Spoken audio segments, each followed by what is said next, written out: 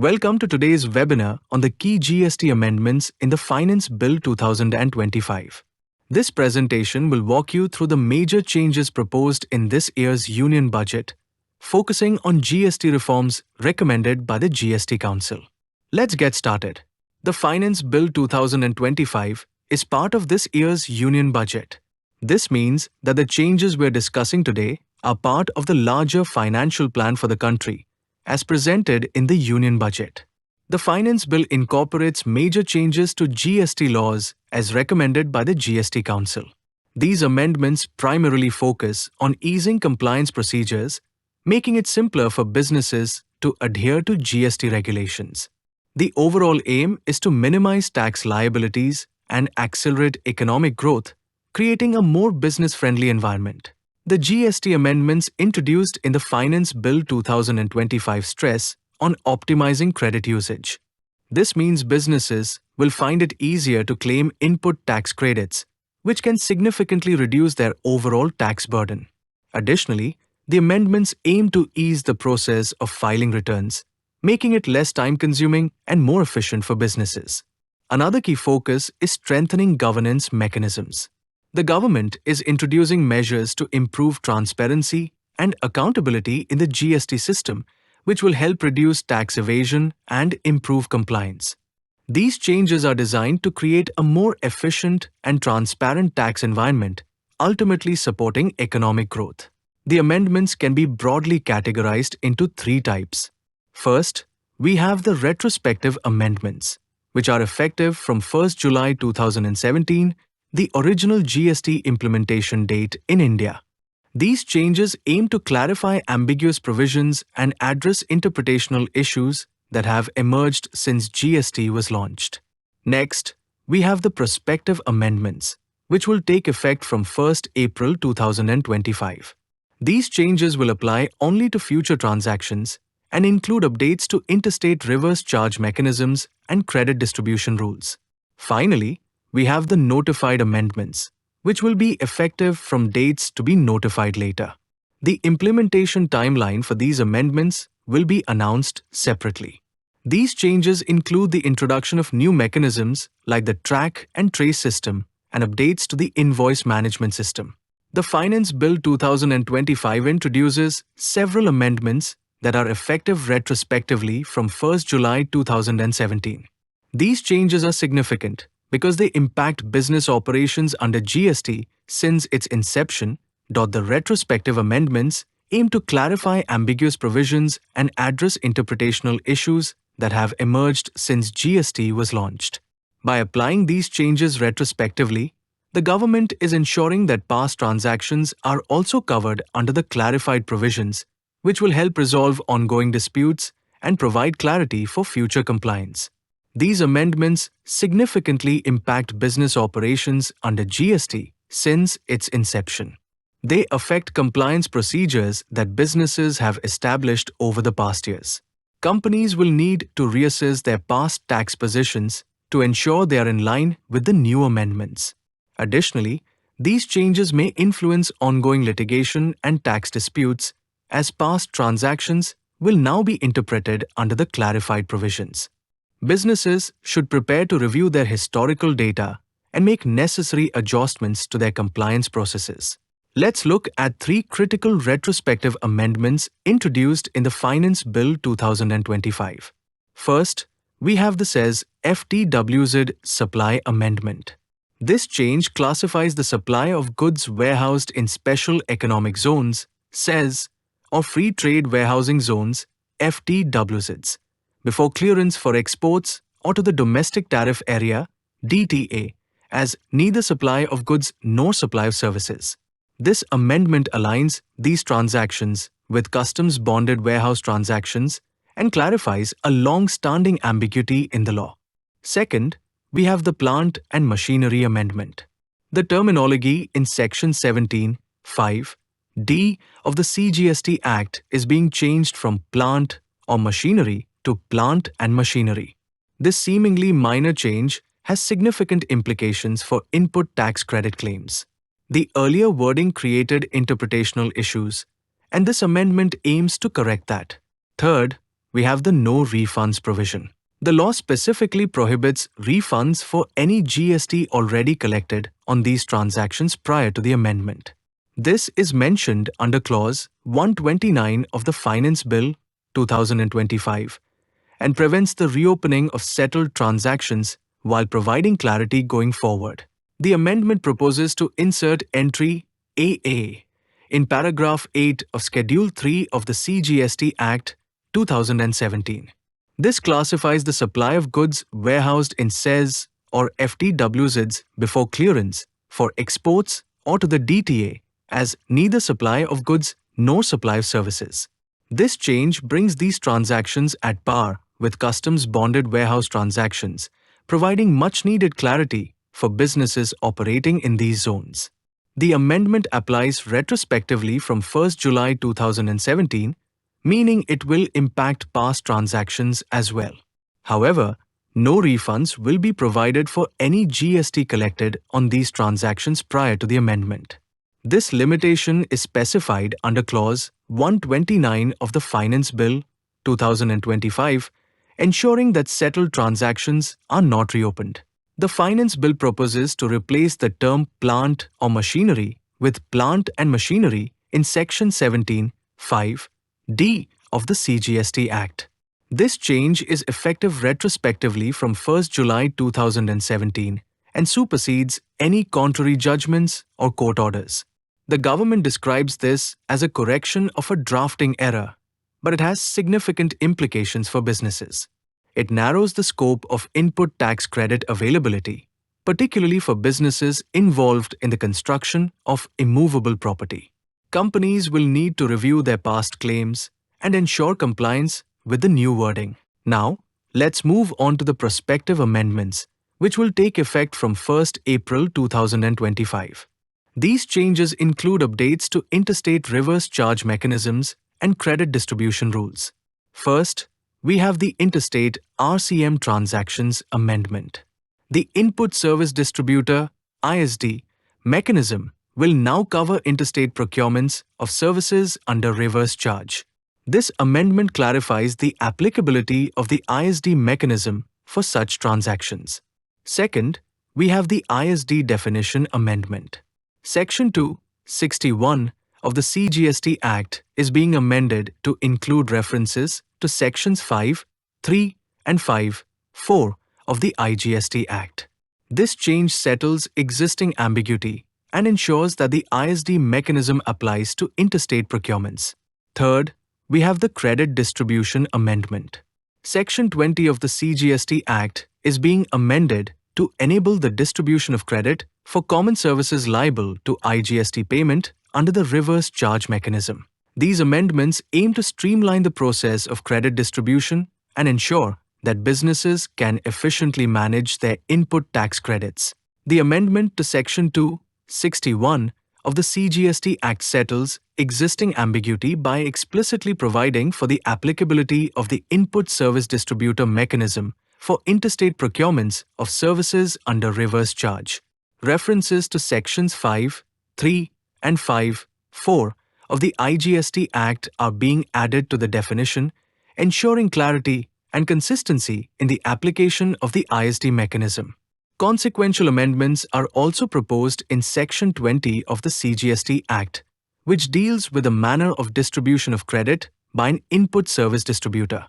These changes will enable the distribution of credit for common services liable to IGST payment under the reverse charge mechanism. The amendments will be effective from 1 April 2025, aligning with the predetermined date for implementing the new definition. Next, we have the prospective amendments that will be notified later. These include the introduction of new mechanisms like the track and trace system and updates to the invoice management system. First, we have the track and trace mechanism. A new Section 148A is proposed to introduce a unique identification marking for specified commodities. This mechanism will use technologies like barcodes and RFID tags to enable real-time tracking of goods throughout the supply chain. Second, we have the Local Authority Definition Amendment. The term municipal or local fund in Section 269 of the CGST Act is being replaced with municipal fund or local fund.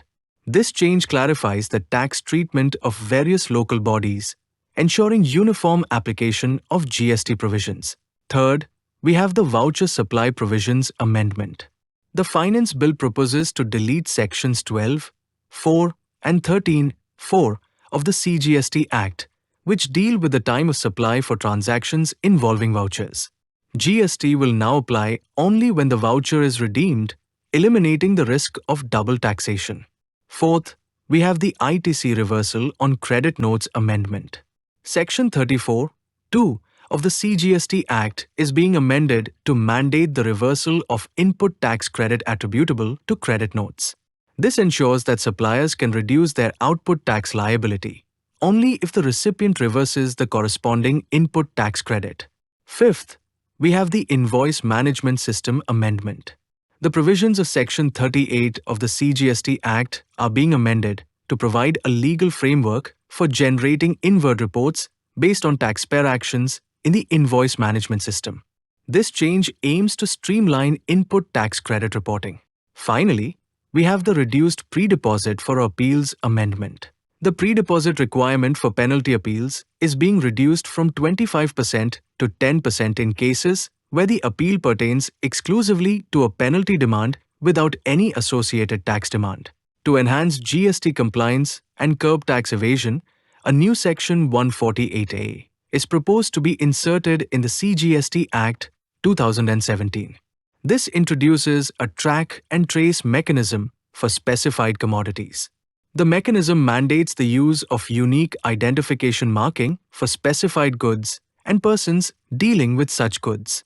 This system will utilize technologies like barcodes, RFID tags, or other software-readable technologies to enable real-time tracking throughout the supply chain. The unique identification marking is defined in the new clause 116A in Section 2 as a digital stamp, mark, or similar marking.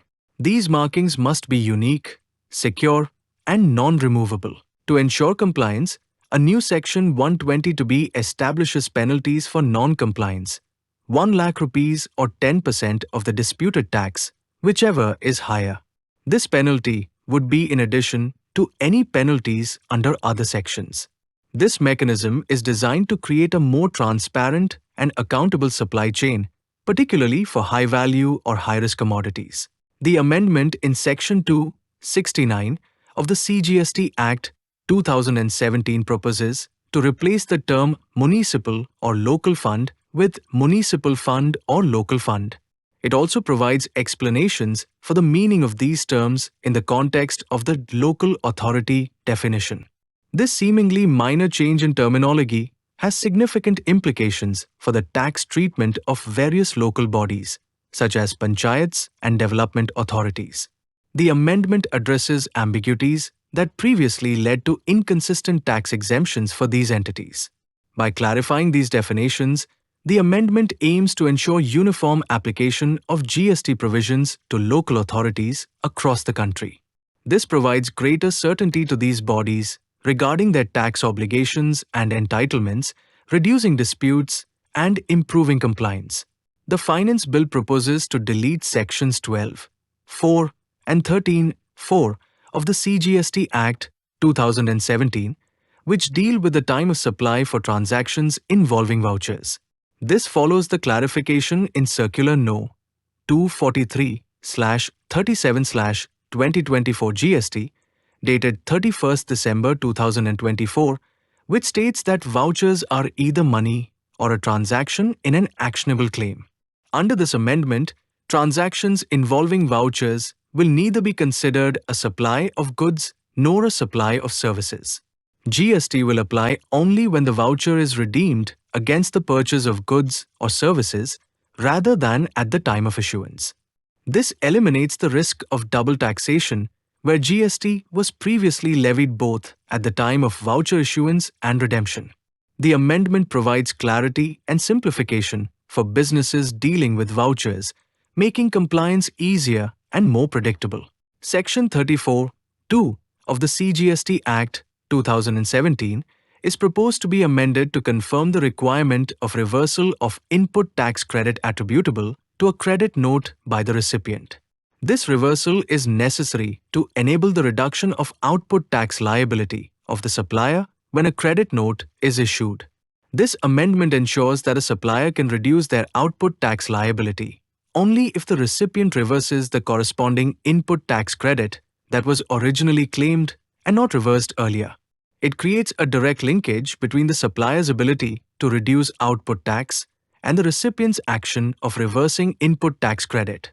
The change aims to prevent situations where suppliers reduce their tax liability through credit notes while recipients continue to enjoy the input tax credit. This safeguards government revenue and ensures symmetrical tax treatment. The provisions of Section 38 of the CGST Act 2017 are proposed to be amended to provide a legal framework for generating inward reports based on taxpayer actions in the invoice management system.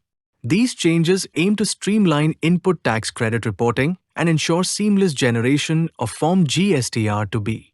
The amendment removes the term autogenerated from Sections 38(1) and 38(2), allowing flexibility to the recipient in generating the input tax credit statement. This change acknowledges the active role of recipients in confirming and managing their inward supplies information. Additionally, a new clause, C, is being introduced under Section 38(2) to enable the government to prescribe additional details in the input tax credit statement. This enhancement improves the comprehensiveness of the reporting system, making it more robust and user-friendly.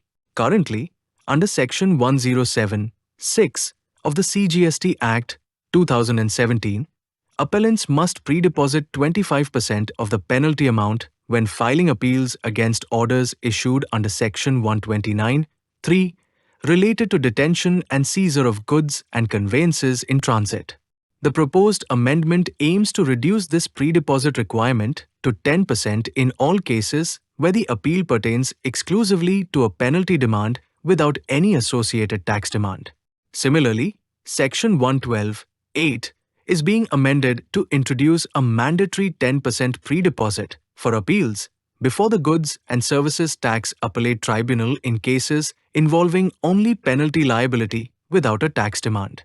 Key benefits of this change: reduced pre-deposit from 25% to 10% in cases involving only penalty liability without tax demand. Eases financial burden, aims to ease the financial burden on taxpayers contesting penalty orders. Improved access to justice enhances access to justice while maintaining a reasonable threshold to discourage frivolous appeals.